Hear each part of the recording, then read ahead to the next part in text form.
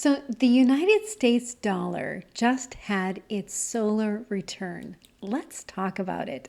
My name is Megan. I am a feminist Hellenistic astrology student. If you're here for feminism and Hellenistic astrology and goddess mythology, you are in the right place. I'm glad that you're here. So, on a Sunday evening in August, the networks cut away from Bonanza and President Nixon went on television for 17 minutes.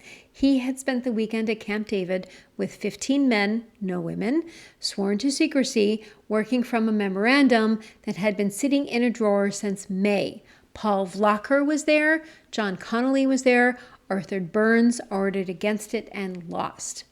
The weekend had been forced in the second week of August when the British asked the U.S. Treasury to cover on $3 billion, meaning a guarantee in gold. The U.S. Treasury understood at once that if the request were honored, every other holder would make the same one within a month, and there was not enough gold in Fort Knox to answer them. There had not been for years, and everyone in the room knew it. So what was announced was a suspension. Since 1944, the United States had promised foreign governments that dollars could be bought to the Treasury window and exchanged for gold at $35 an ounce. That promise was the hinge of the whole post-war settlement. Every other currency was fixed to the dollar, and the dollar was fixed to gold. So the metal held the arrangement up. On the 15th of August, 1971, that window closed. Alongside it came a 90-day freeze on wages and prices and a 10% surcharge on imports, so that the announcement would land as a package of measures rather than as one country walking away from a commitment. The suspension was described as temporary, and it was never reopened. By the time Nixon finished speaking, the dollar had become something and that had not been that morning. It was still money. Every debt was still payable in it. What had changed is that there was no longer anything underneath it except agreement. The paper stopped standing for something and started standing for a general willingness to keep using the paper, and it lost nothing at all by the change. It got stronger.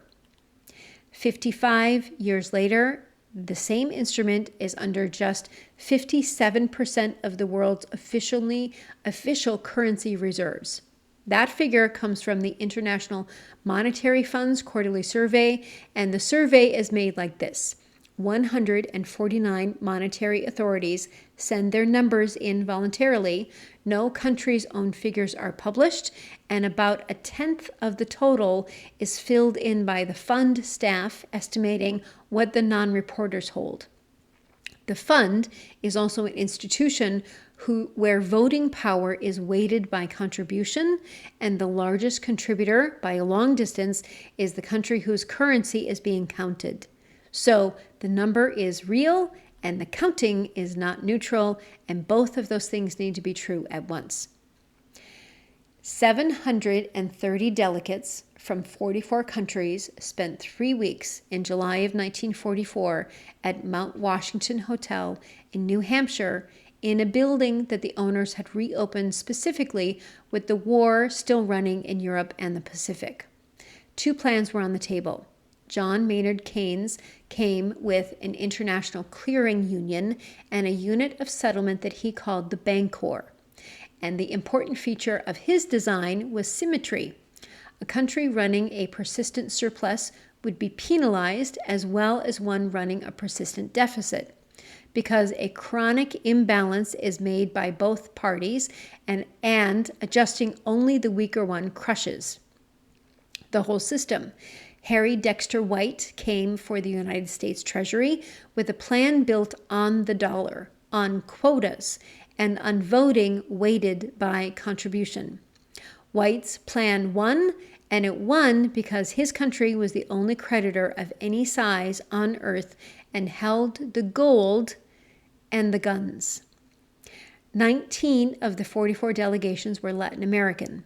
India came and pressed very hard on the sterling balances that Britain had run up bullying Indian goods during the war and had no intentions of settling in full. Ethiopia, Liberia, Haiti, and China were in the room. Almost all of Africa and most of Asia were not represented at all, being at that moment someone's colony. So the arrangement would govern their currencies for the next half century was designed in a hotel room that they had not been invited to. 2 women attended as delegates out of the 730 people there. One was L.J. Guvsa of the Soviet Union, about whom almost nothing survives. The other was Mabel Newcomer, professor of economics at Vassar, a tax specialist, and later the first woman vice president of the American Economic Association, who sat on the committee that fixed the purposes, policies, and quotas of the International Monetary Fund. She wrote a study guide afterwards for the American Association of University Women so that women who had not been in the hotel could follow what had been done. Latin American women had seen this coming 2 years earlier at a meeting of the Inter-American Commission of Women in late 1942. They demanded that women be included on their government's delegations to the post-war planning conferences and that women's rights be written into the plans. 19 Latin American delegations went to Bretton Woods. Not one of them sent a woman. Catherine Marino's history of that movement, Feminism for the Americas, is where the demand is documented. Robert Triffin saw the design fault by 1959 and put it to a congressional committee. The system needed the United States to run deficits because deficits were how dollars got out into the world, and the world needed dollars to trade with. The more dollars that were abroad, the less credible the promise to convert them into a fixed quantity of metal became. The arrangement could supply the world or stay believable, but not both. De Gaulle said the same thing more rudely in February of 1965 and began converting French dollars into gold. The London gold pool, which existed to hold the price at 35, collapsed in March of 1968. So, the window did not close because of one weekend. It closed because a promise had been made in 1944 that could not survive its own success. And the men at Camp David were the ones that were holding it when the math finally arrived. As I said, my name is Megan. I'm a feminist Hellenistic astrology student. I started formally studying astrology for the first time in my life at 52. That was 8 months ago. I offer interpretations through the lens of feminism. I like to learn. I love I have a North Node in Sagittarius. I love to learn. I love to know more. How I learn is I learn something and then I write about it and then I share something with you. So if you are hearing something, it means that I just learned something. Thank you for being a part of that and thank you for being here.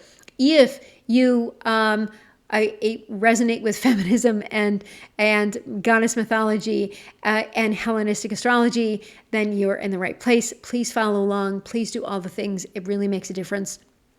I would also love to read for you. Please come for a reading. I love doing readings. I love meeting you. I love working with you. I love learning your chart. I love how things have manifested in your life. I love looking at what we can create from here. You may want a reading because you've never had one before and you want one. Come get a reading. Come get a natal chart reading. Come get a transit reading. Come get a combined natal chart and transit reading. That's a general reading. Okay, you have questions about something. You have questions about a situation that happened. You want to see what happened. You have questions about the future, about launching something or launching a business or going traveling or something. Let's do it. A general reading. If you have a birthday coming up, get a solar return reading. Maybe you have a night chart and you want to know what's happening with your Venus return reading. Let's do that. I would love to do that. I am pretty much game. I just want to see charts and meet as many of you as I possibly can. You may also want a pre-recorded reading for a few reasons. One, you're busy.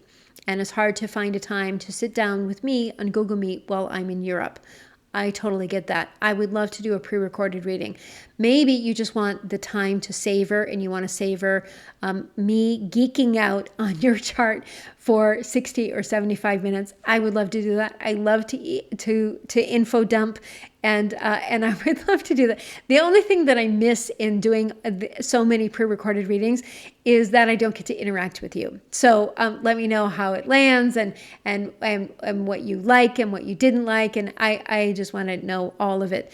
And then I also do a reading about Lilith, Black Moon Lilith, and the Arabic lots of astrology. And I have found something that really is about finding the real expression of creativity and power and spirit and will, and how we connect that with wealth.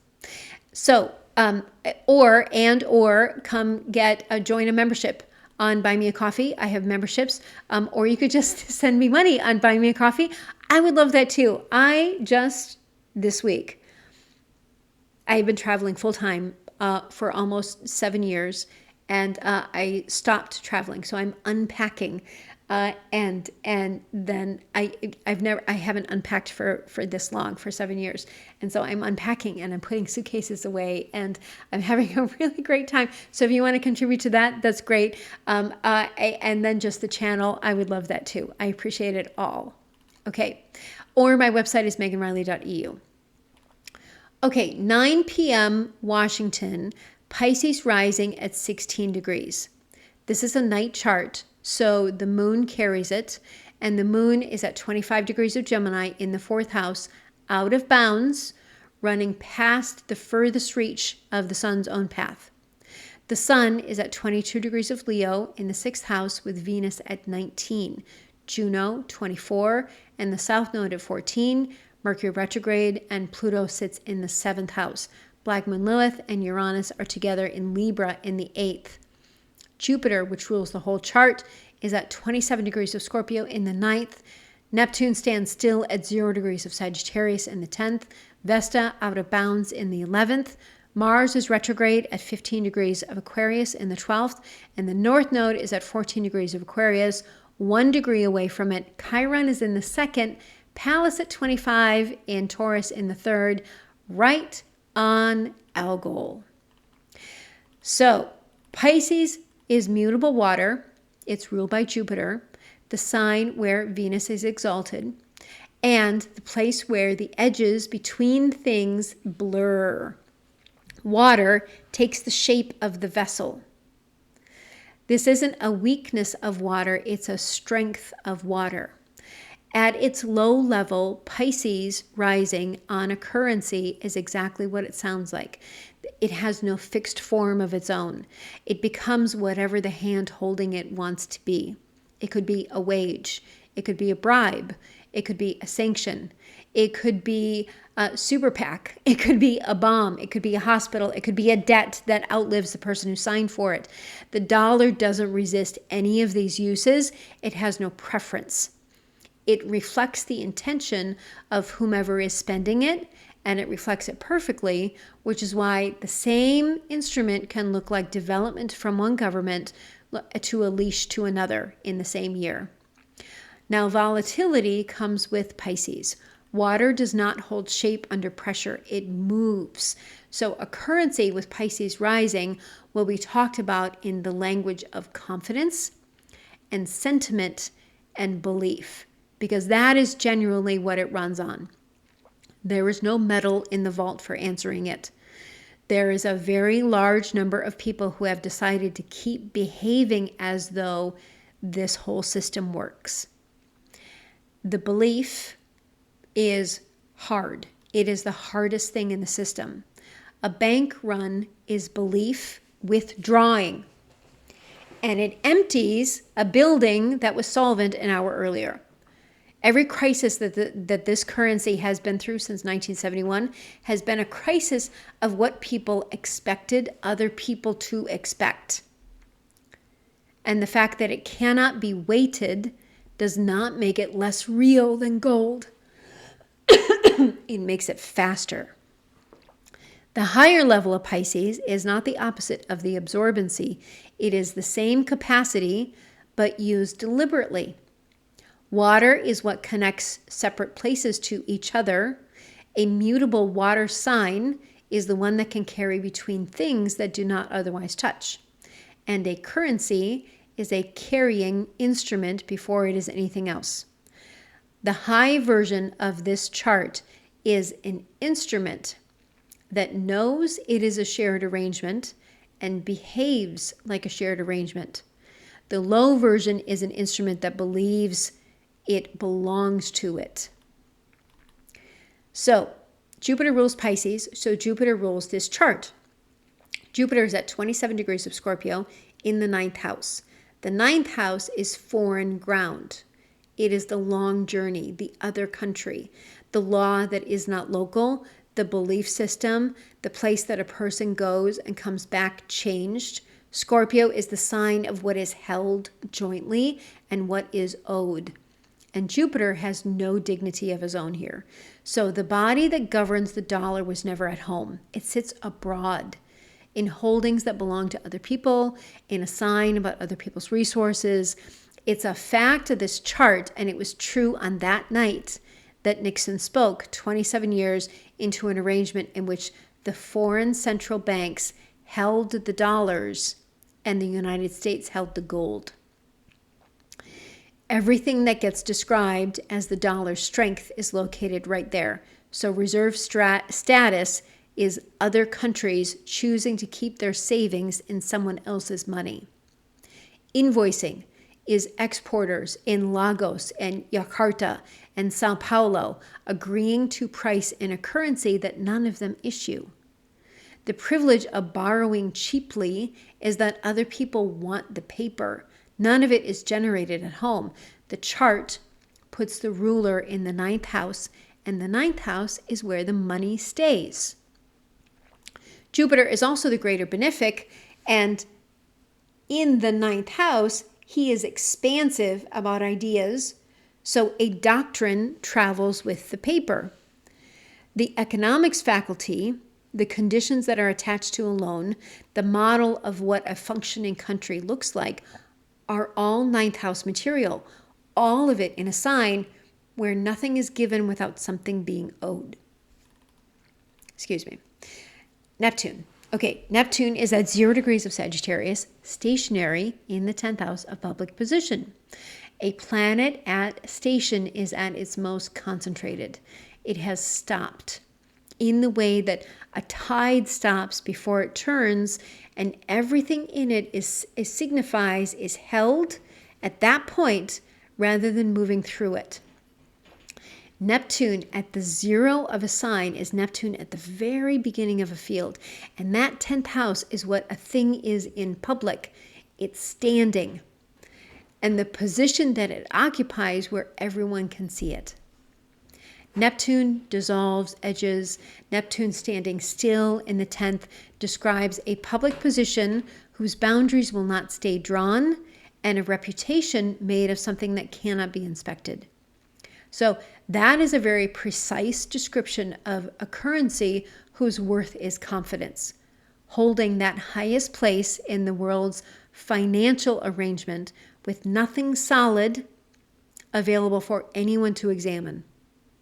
It is also a description of what the 17 minutes on television did, a promise dissolved in public at the top of the chart, and the position was not weakened by it. Pallas sits at 25 degrees of Taurus, which is where Algol is. Algol is the star of the old texts, treated as the most malefic star in the sky. And it is Medusa's head. Feminist Hellenistic astrology reads this a little bit differently than the inherited version. Medusa, instead of being cursed by Athena, she was armed. After Poseidon raped her in Athena's own temple, Athena gave her was a face that no aggressor could survive looking at, and serpents that kept every hand off of her forever. She was made unassailable. The system that wrote her down as a monster did so because an unassailable woman is the one thing that it cannot allow, which is why she had to be hunted and she had to have her head taken and carries as a trophy on someone else's chest. Pallas Athena is the strategic intelligence that reads the whole board, right? She reads the whole battlefield and she acts where she actually can. Athena could not touch Poseidon, but she could arm the woman that he attacked. So here's the reversal, because Athena's power is borrowed from her father and she works inside its limits, the sun. Pallas on Algol in the third house of this chart describes a strategic mind whose method came out of violation.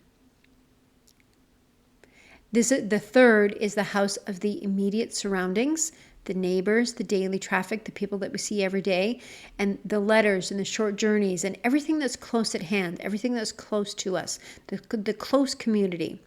Strategy conducted at very close range, but formed by an injury, carrying the head as the thing that keeps people back. The United States is a country founded through the violation of people who lived there and built on the violation of people brought there in chains. And its financial intelligence is genuinely sophisticated. Both of those are in the same placement. Strategy born of violation is strategy that knows exactly what a threat is because it was made by a threat. And what it produces is very good at counting on some things and constitutionally unable to see others. It's very good at violating some people and taking care of others. Now the sun is at 22 degrees of Leo in the 6th house with Venus at 19 and the south node at 14 degrees sitting right next to it. Leo is the sun's own sign and gold's sign.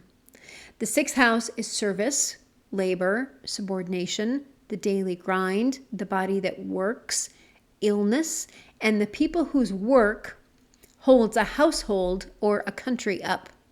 The old texts also gave the 6th to slavery, which in a chart cast for the United States is not a metaphor. So the dollar's life force sits in the house of who does the work, in the sign of gold, with the south node on it. The south node is where things are released, and what was released on the evening of the 15th of August in 1971 was gold, in the sign of gold, in the house of labor.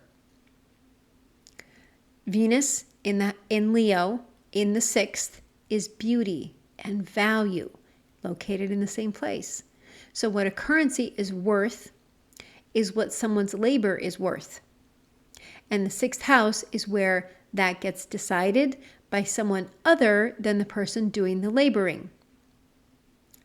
Juno at 24 degrees of Leo is in the same stack, and Juno is the wife, the partner in a contract, and the one whose position depends on the agreement that she did not write.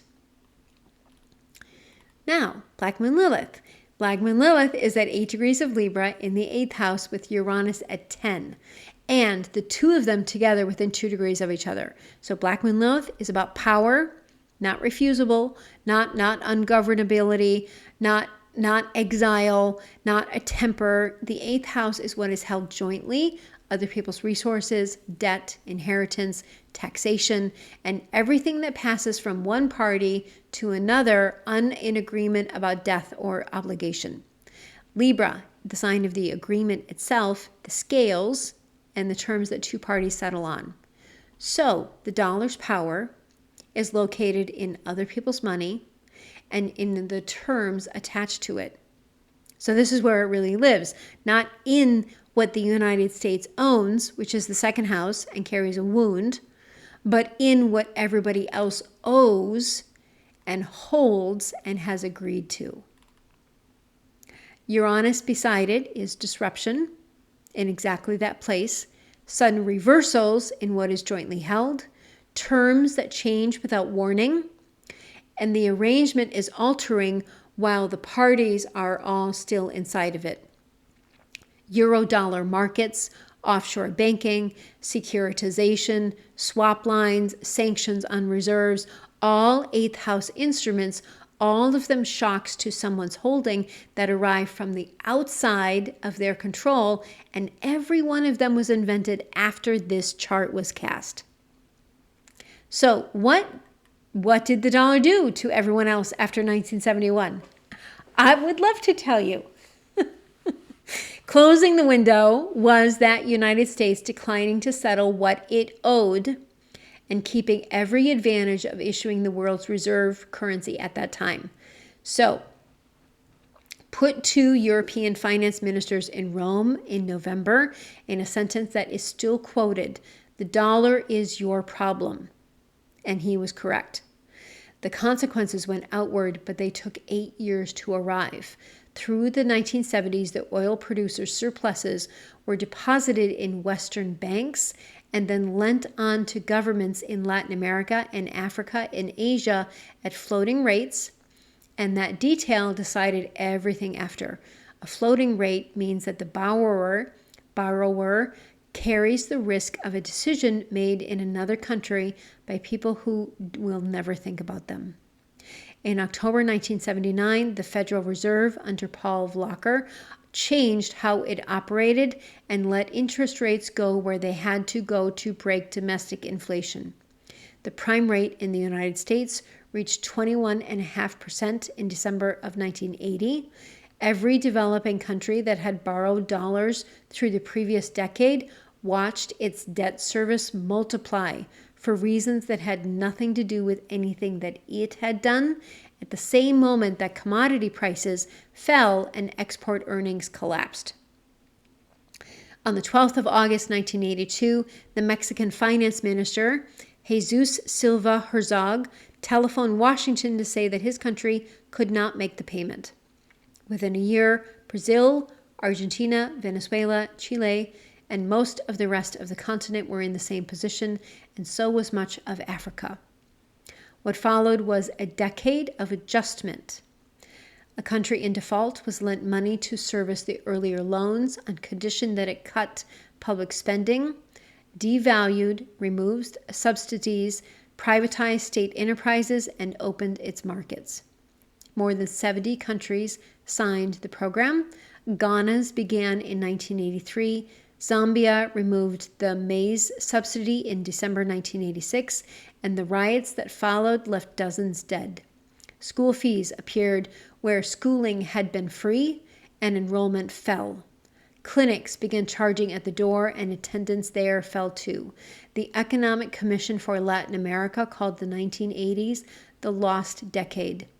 Income per person across the region ended lower than it began.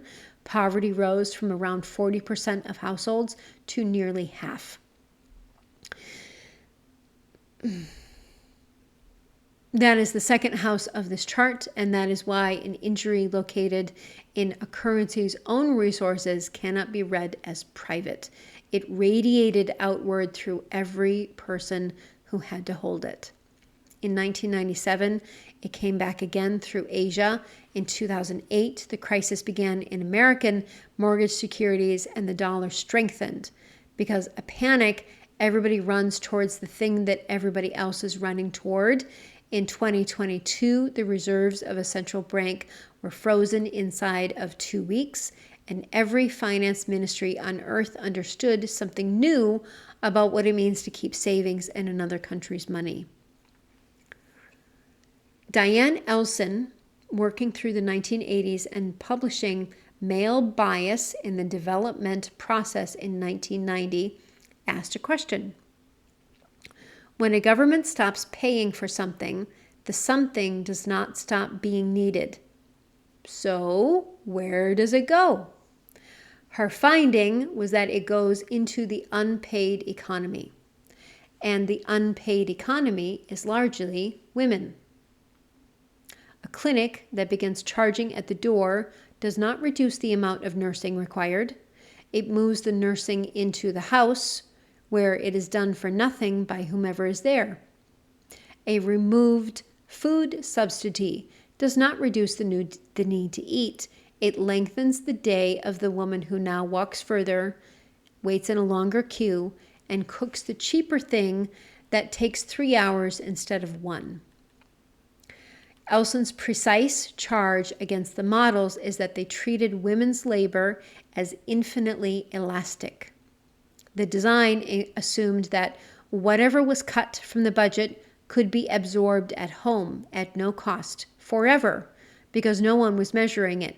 So the program came out looking successful in the figures, while the actual adjustment was being made by hand in millions of houses by people whose contribution was entered nowhere and who had signed nothing. This is the 6th house of the chart doing its work at the world scale. The sun in the 6th house is the sign of gold, and the value of the currency resting on labor that is present and necessary and not written down. Let's talk about Oshun. Oshun is the Yoruba Orisha of the river, of sweet water, of brass and of gold, of beauty, of fertility, and of wealth. Her river runs through Oshigbo of what is now Nigeria, and the grove along its bank is still standing, with shrines and sculpture, listed by UNESCO in 2005. Every August, there is a festival, and the central figure there is a young woman who carries a sealed calabash on her head from the place to the river, from the palace to the river, through crowds, without touching it, and whose bearing is watched by everyone present as the reading of the year to come. In the story that matters, the earth is drying out. The rains have stopped, everything is failing, and the other Orishas have tried everything they know. The way to Olodumare, the supreme being, is upward, and none of them can make the journey. Oshun turns herself into a peacock and flies. The nearer she gets to the sun, the more of her burns. Her feathers go. By the time she arrives, she is a vulture, bald and scorched, and she has been the most beautiful of all of them, and she was famous for it. She delivers the message, the rains come. Everything that was alive stays alive. She gave up the thing that she was known for. The vulture is the thing who reached Olodumare. Nothing else in the story could. Oshun crossed the Atlantic in the holds of ships financed by merchant houses whose ledgers became the financial system. She survived the crossing. She is Oshun in Cuba, held alongside Our Lady of Charity in El Cobre. She is Oxum in Brazil. Her worship runs on both sides of the water and has for 200 years, which makes her a fair witness in an episode about currency, since she was always present. The other half of her holds too. Oshun is sweetness, and she is also withdraw. When she is not honored, she takes the water back, and nothing grows, and there's nothing that anyone can do about it, because a river that has moved does not return on request. A currency whose worth and rests entirely on other people continuing to hold it has exactly that exposure, and that this chart says so with Jupiter right in the 9th house. Oyeronke Oyewumi published The Invention of Women in 1997. Her argument is that Yoruba society before colonial administration, gender was not the category that organized social life. Seniority was. Who arrived first, who came into the household when, and everything from it, forms of address to inheritance, turned on that axis rather than on any other. The language carries it. The Yoruba words that she works with describe anatomy and do not carry a social category with them. So pronouns do not distinguish. Nothing in ordinary speech obliged a speaker to sort a person into one or two kinds before saying anything else about them. Oyeronke Oyewumi makes further point that European thought builds its categories on what can be seen. So a system that sorts everyone by visible anatomy feels self-evident to it and gets exported as a fact about human beings rather than as one culture's habit. Then a colonial state arrived, and a bureaucracy runs on forms, and the forms had a column for men and a column for women. Titles and offices that had been held by women were recorded as men's positions or were not recorded at all. And since a British officer looking for the chief was looking for a man and found one, taxation, land title, wage labor, mission schooling, and the courts all sorted people into the two columns and then paid, taught, taxed, and governed them differently on the basis of that sorting. Nina B's Nigerian women mobilized documents of what women did about it. In 1929, in the Southeast, tens of thousands of Logbo women moved against the warrant chiefs and the prospect of being counted for tax. They organized through the market networks and women's meetings that already existed, traveled between the towns, converged on the administrative centers, and used a practice of ethnographers translate as sitting on a man, a collective public shaming with its own rules. The British called it a riot and put it down with rifles. The women's own word for it translates as woman's war, which is what they had moved against precisely, was being entered into the record. So, what does not record what is real? What gets recorded is what will be counted as real. And then everybody lives inside that decision, including the people who wrote it. On the 15th of August, 1971, that piece of paper stopped standing for gold and kept every bit of its power, because the power was never in the gold. It was in the books and who keeps the books.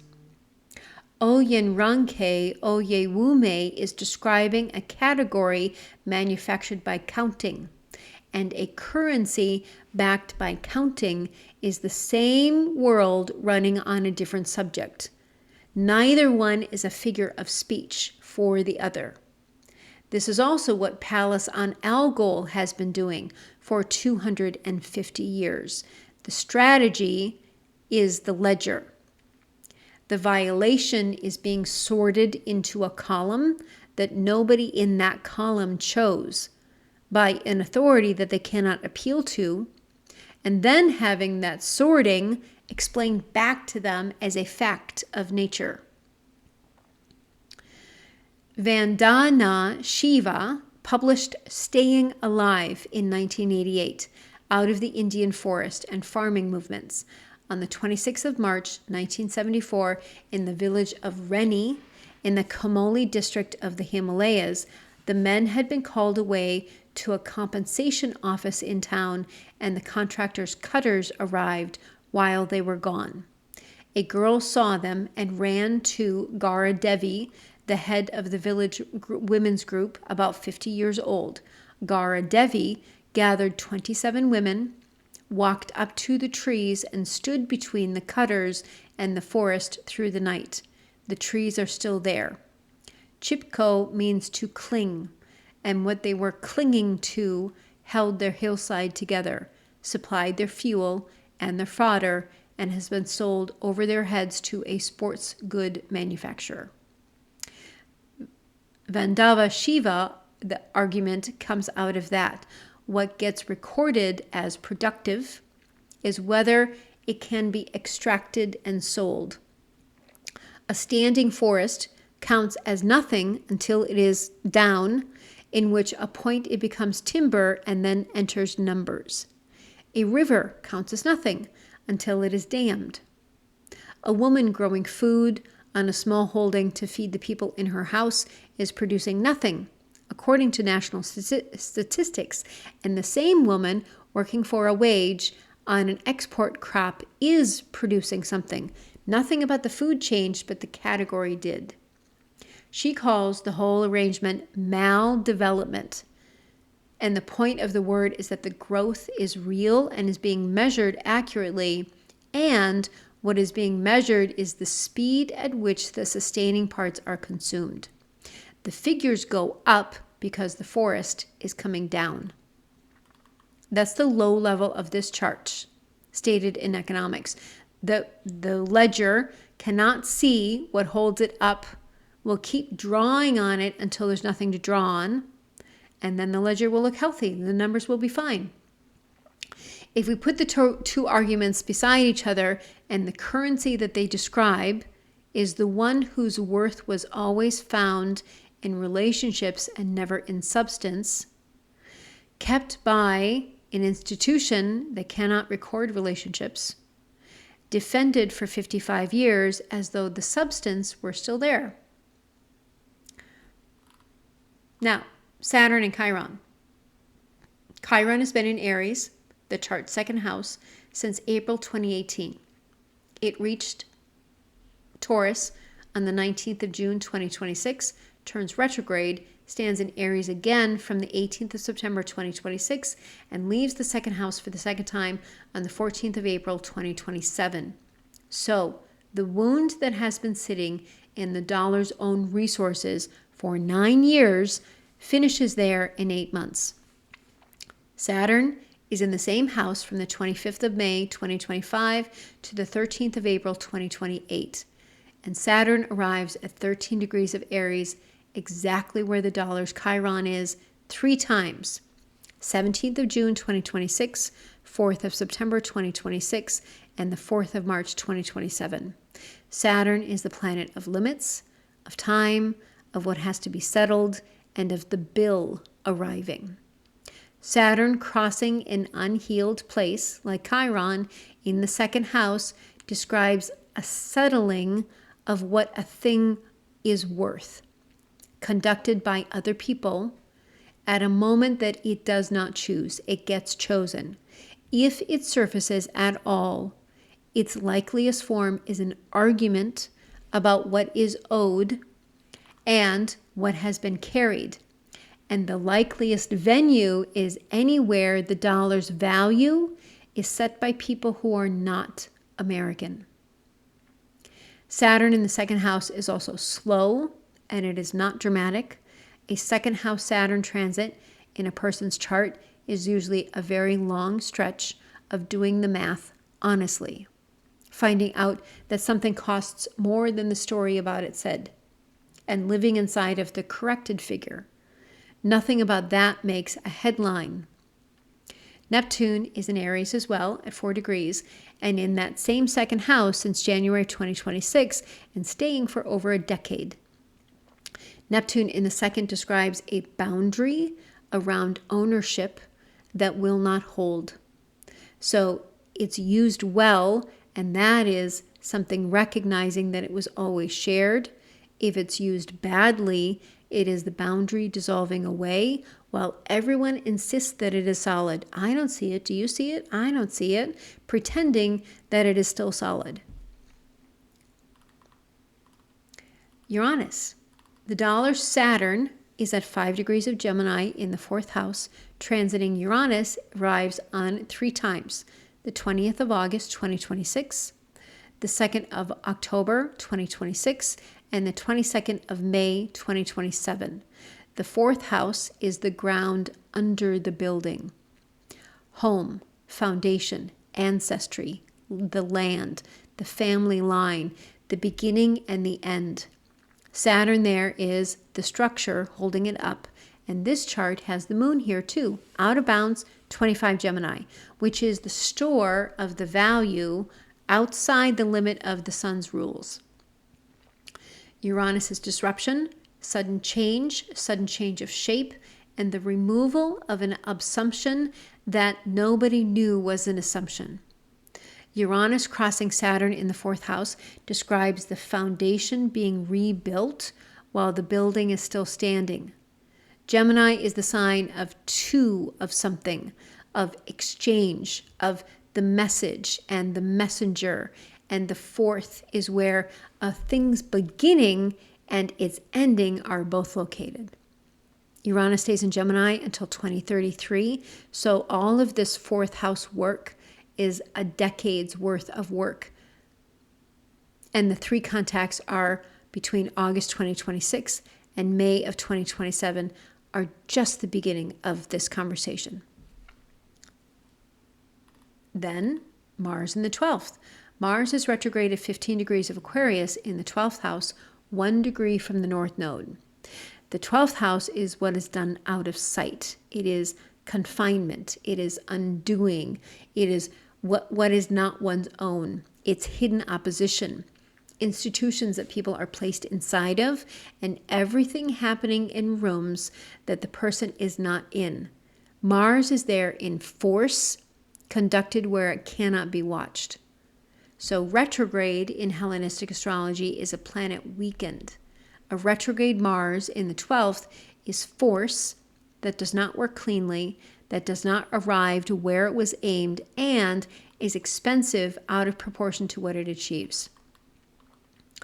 But wait, there's more. The nodal return in this chart is at 14 degrees of Aquarius in the 12th house with Mars at 1 degree away from it. The transiting node came back into Aquarius on the 27th of July, 2026. It stays there until the 26th of March, 2028 and reaches 14 of Aquarius exactly 20th of May, 2027. So the return runs 20 months with perfection in the middle. The nodes take a little over 18 and a half years to travel the whole zodiac, which means that the chart has had 2 returns already, and both of them are on the record where anyone can go, and we're going to look. The first one perfected on the 8th of April, 1990. The savings and loan industry had collapsed. The American public was paying for it under a rescue that had passed the previous August. At a cost to the public that eventually ran past $120 billion. The Japanese asset bubble had broken in the first trading days of January, and the country had spent the 1980s being described as the successor to the American economic primacy, and it was starting to decline. It had still not come fully out of it. The Berlin Wall came down 5 months earlier. All 3 of those left the same question standing, which is what a currency held by the whole world is for once the arrangement that produced it is changed underneath it. The second, perfected, 30th of October 2008. 6 weeks after Lehman Brothers filed, in the same week the Federal Reserve opened currency swap lines with the central banks of Brazil, Mexico, Korea, and Singapore. Because they are the mechanism that this chart keeps pointing at. A swap line is the Federal Reserve lending dollars to another central bank so that the banks in that country can meet the obligations that they took on in a currency their own government cannot issue. In the autumn of 2008, everyone discovered at once that the world was short of dollars, and the one institution could make them, and that the institution would decide case by case who received a line of dollars and who would not. Iceland asked and was refused. Both of these are moments when the question of what the dollar is and who it is for reopened by force rather than choice. And in both cases, the reopening was administered by the people holding the dollar rather than by the country issuing it. So, the chart does not need an argument that a nodal return changes the standard. It's been done twice in the same degree, and both times the change arrived from the outside. So this return lands on Mars in the 12th house, which says that the work of these 20 months is done. The 12th is what happens out of sight, and a fight to keep a standard conducted through swap lines, clearing systems, reserve composition, and the conditions attached to a loan is a fight that almost no one watching will see any part of. The decisions are taken in institutions whose meetings are not public, and the effects arrive in ordinary life as a price, a rate, a shortage, but there's no connection to the room that they come from. 3 of the year's dates fall within 5 weeks of each other. So Chiron leaves the second house on the 14th of April, 2027. The nodal return perfects on the 20th of May, 2027. And Uranus crosses the dollar Saturn for the 3rd time on the 22nd of May, 2027. That is a wound in the dollar's own resources, finishing. A return in the house of what it does not possess, and a disturbance in the foundation, all in the same month. Well, 5 weeks. 5 weeks. So what is high-level Pisces? So there's a version of this reading that the dollar tends the world, right? And it becomes a better version of itself, and it is rewarded with a longer reign. And that version takes 2 arguments made by women writing against colonial administration and hands them to the currency of the empire as a program of self-improvement. And it is the low level wearing the high level's clothes. Water connects separate places. It does not own them.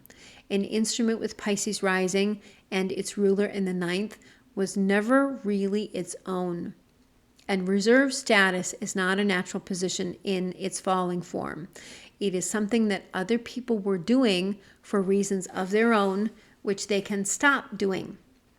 Losing the standard is the return of something that was borrowed. And that is exactly what Oshun did. She gave up the thing that she was famous for, and the rains came. But the rains were not for her. 55 years ago, on the 15th at 9 p.m., a promise stopped being kept. And the money did not lose a thing by the promise being broken, which says that the money has been the whole time an agreement between people about what will be counted, about what will be kept in books written by certain hands for certain people for certain reasons and revisable. No gold, no substance, and nothing that anyone can put on a table. Everything measured in it is revisable as well. What a house is worth, what an hour is worth, what a country owes and to whom, and what work registers in the numbers, and what work is done every day by the people the figures cannot see. Oyeronke Oyewumi showed a whole category of person invented by a form with 2 columns in it. Vandana Shiva showed a forest worth nothing standing and worth money when it was down. Diane Elson showed a decade of adjustment that balanced on hours that no one wanted anywhere, and neither the categories nor the figures are facts, and neither is the value of the dollar. Between now and March of 2028, the sky over this chart shows a settling in the 2nd house, a foundation being rebuilt in the 4th, and a return in the 12th to the degree that the last 2 returns landed on in 1990 and 2008. So what that will look like in the record, we don't know, but all arguments about what is owed, about who decides, about who this is for, is all conducted in places that the rest of us do not get to watch. The chart has said the same thing since that night in 1971. The dollar's ruler lives outside of the U.S., in other countries' holdings. Its worth was never in itself. It was always in who agreed to carry it, which makes it a relationship, and relationships are subject to change.